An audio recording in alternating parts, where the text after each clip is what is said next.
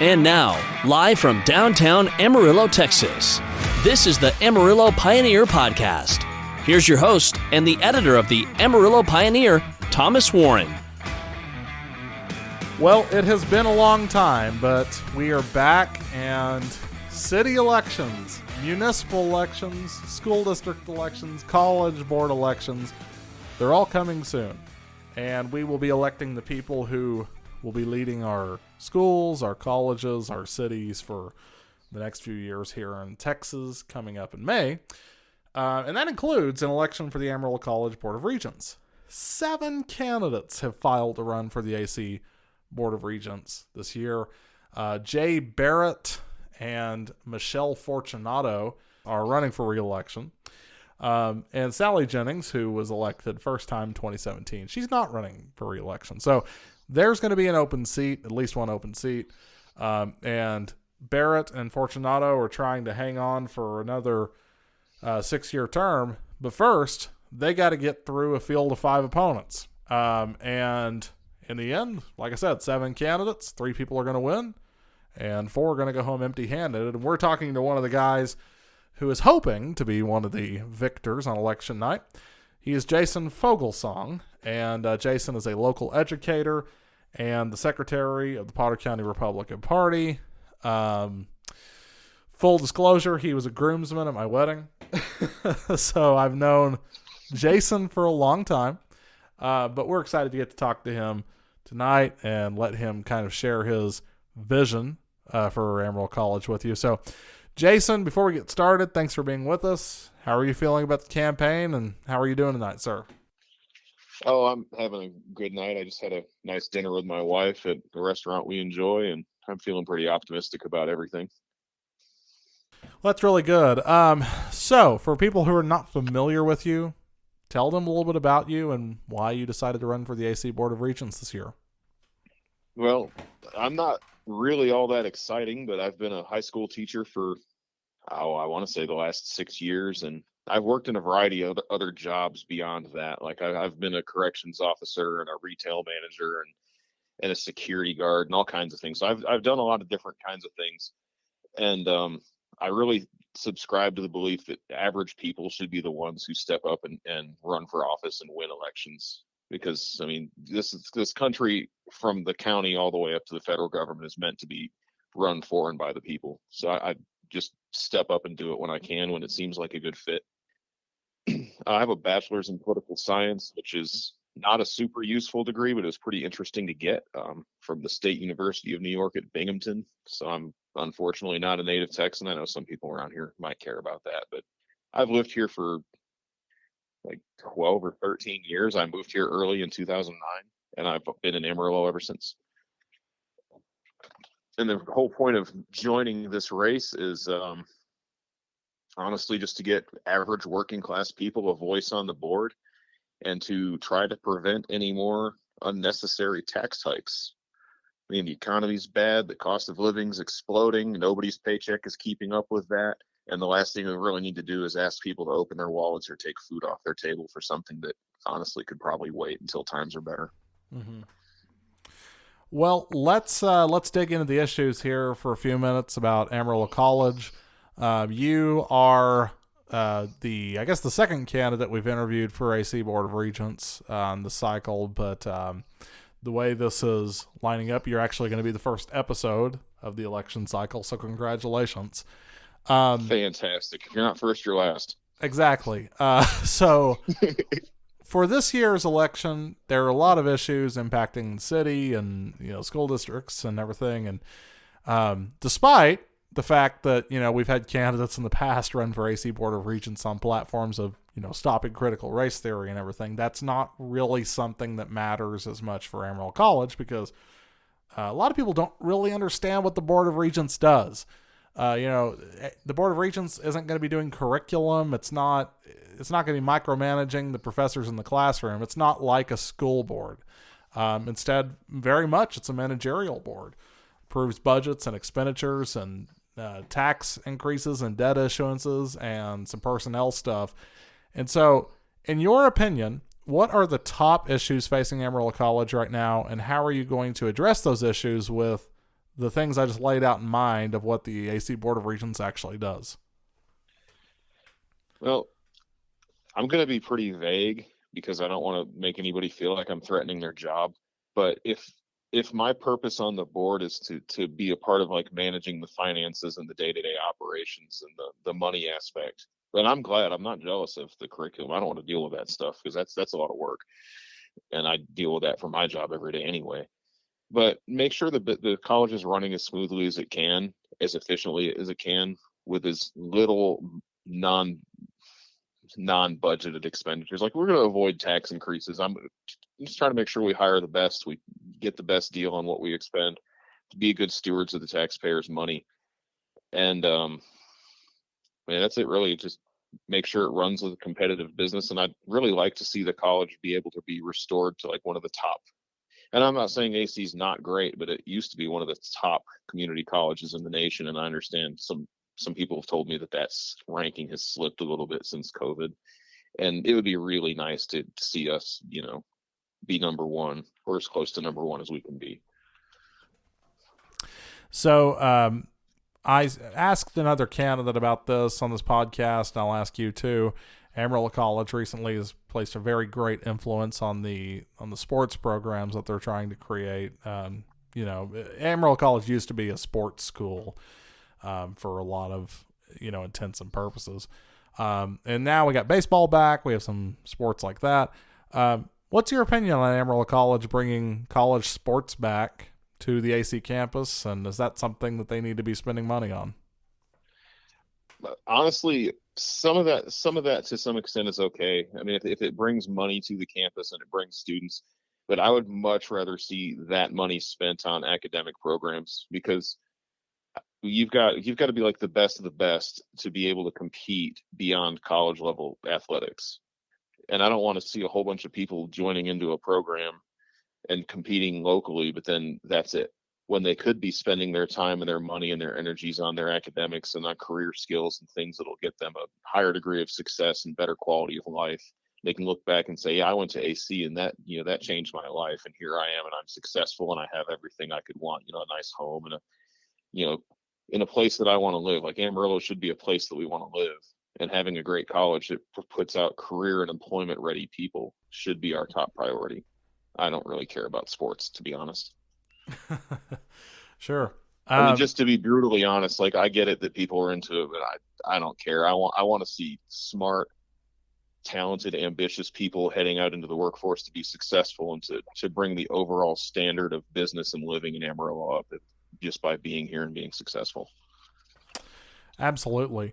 Amarillo College, I think, has a really important role to play in the local economy because it is the community college in Amarillo.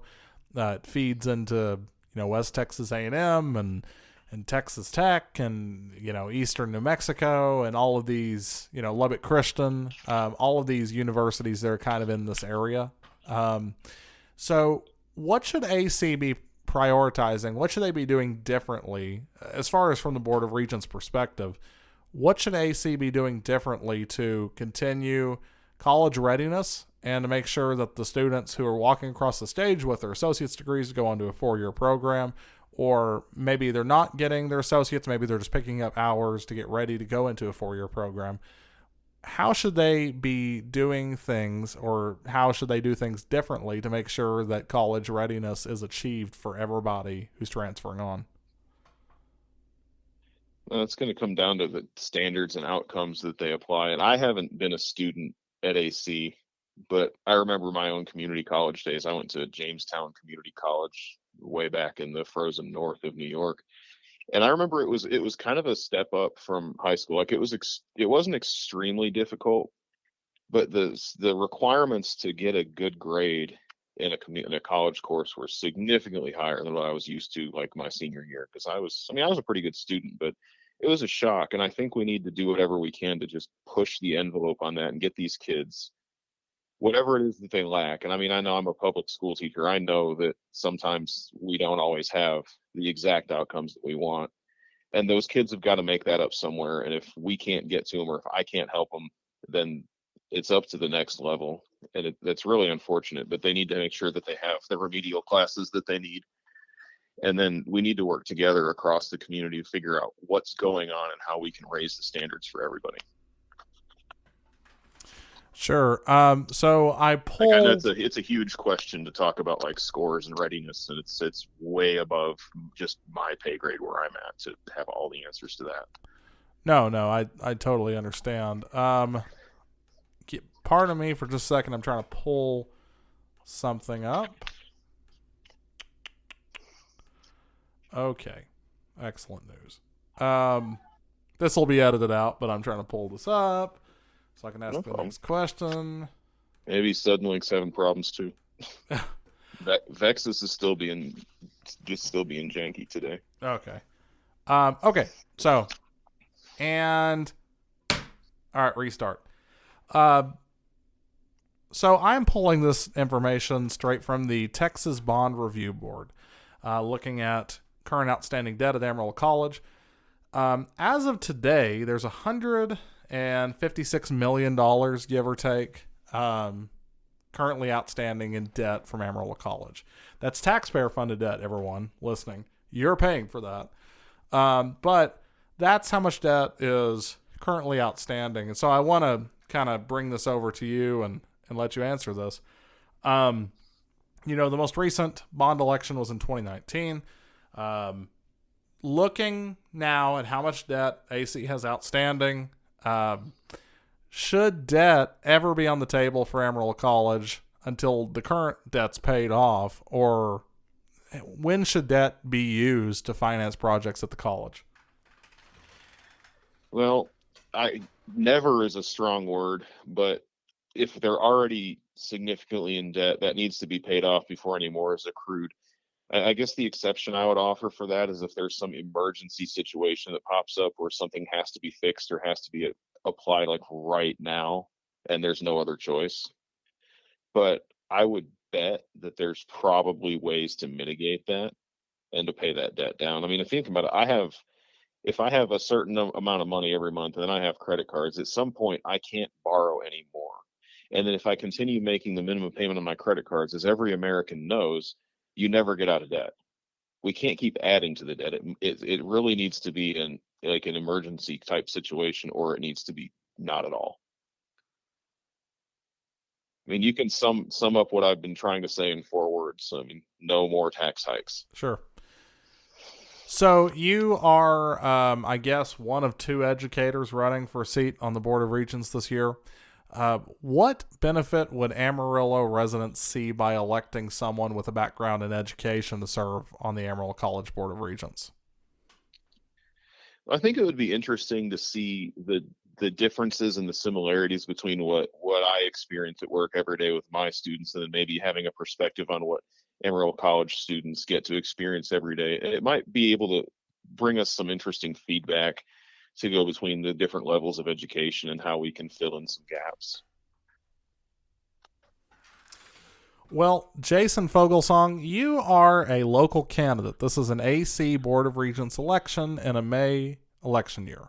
And, we've had candidates for president on this podcast. We've had them for governor and for Senate. People who our readers and our listeners at least should be probably somewhat familiar with by the time that they're coming on here. But this is a local election, and, the people listening might not know you guys yet. So I have a few questions, just some get-to-know-you questions, where maybe it will allow our listeners, the people listening to this podcast, and the people voting for you, to get to know you a little bit better. And so if you think that sounds good, I have a few things I want to ask you. Sure. Just let me have it. Okay. What's your favorite thing about Amarillo? Oh, well, the wide variety of food that I can try and experience here. Like, we have almost everything that you could ever want to eat in Amarillo, except for, well, at one point we did have a Greek restaurant. Unfortunately, they didn't stick around. And Korean, which there is a Korean restaurant coming, and I'm very excited about that. So any kind of food that I could ever have wanted from like a bigger city I've lived in is available right here. And I'm a huge fan of, trying new foods. Well, that kind of parlays into my next question. What's your favorite restaurant in Amarillo, and what's your go-to order when you go there? Oh, I have too many restaurants to have one favorite, but I'll have to try. My most ordered food today or this month has come from, and it's only 2 weeks into the month, so this is really bad because I think it's been 3 or 4 times. 575, and we love to order the either the CLK or the Surgeon pizza from 575. What's the best concert you've ever attended? Oh my. A couple years ago before COVID, I went to see Machine Head down in Lubbock, and that was awesome because I'm a huge heavy metal fan. But in August, we have tickets to see Metallica, Pantera, and Five Finger Death Punch, and I'm pretty excited for Metallica. What is the most unpopular opinion that you hold dear? I have a lot of those, and people who know me could probably name about 10 of them right now, but we'll stick with I think one of the most rage-inducing ones that I have. Are you ready? Let me have it. It's In-N-Out Burger is better than Whataburger. I need to just kick you off the podcast for saying that. I'm gonna the torches and the pitchforks are already coming out. I can hear it. This Whataburger disrespect. Gosh. I mean, I like Whataburger, but you know. Well, this, like I said, 7 candidates running. It's a big field. People might be looking at this and they might be saying, I don't know who to vote for from this field. So why don't you just take a minute and kind of tell the people listening to this why you're the best candidate that they need to vote for from this field of candidates to be their next AC regent? Well, there's tons of things, and I could talk your ear off, but it's simple. I'm probably going to have the simplest platform. I guess I hinted at earlier, it's no more tax hikes. I'm going to try to be fiscally responsible with the taxpayers' money. And I also plan to be incredibly transparent, where like you're going to hear from me. Well, maybe you won't unless you tune in, but you're going to find videos or articles and posts from me on my Facebook page and other places. But hey, we had a meeting yesterday. This is what we talked about. This is how I voted, and here's why. Because I think that type of just plain spoken outreach to the voters and the citizens is important. They need to understand what the board does and why. And I'm not saying that other board members don't do that, but I'm going to make sure that I do. And the other thing is, if anybody knows that, like, I want to put the people first, like the taxpayers, the working class citizens that make everything in Amarillo work. I want to make sure that they have a voice and that they get heard. So if somebody wants to get involved with your campaign, if they want to donate or get a yard sign or, anything like that, how can they go about doing that? Well, I think I need to set up the bank account for like donations because of campaign finance rules, but you can find me on Facebook if I could get my Facebook to open, because, I want to say I have I think it says Jason for AC Board is my Facebook handle, but I want to verify that. You can also find me on Twitter. Just look for @ Jason Foglesong. I know my name's kind of hard to spell, but it's there. And then if you search Facebook Jason Foglesong for Amarillo College Board of Regents or facebook.com/Jason for AC Board, you can find me. And there will be some details forthcoming about yard signs, donations, advertising, things like that. Jason Foglesong, we really do appreciate you coming on here and talking to us tonight. Election Day is May 6th, and so voters who are listening to this, y'all still have a lot of time to make your decisions, but come on, by now you need to be researching the candidates. So we're really excited that Jason took the time out of his evening to come on here and talk to us. And like I said, Jason, we really do appreciate you speaking with us tonight. We wish you all the best in the campaign and best of luck on this crazy election journey that you're taking. Well, thanks. I'm glad you were able to have me.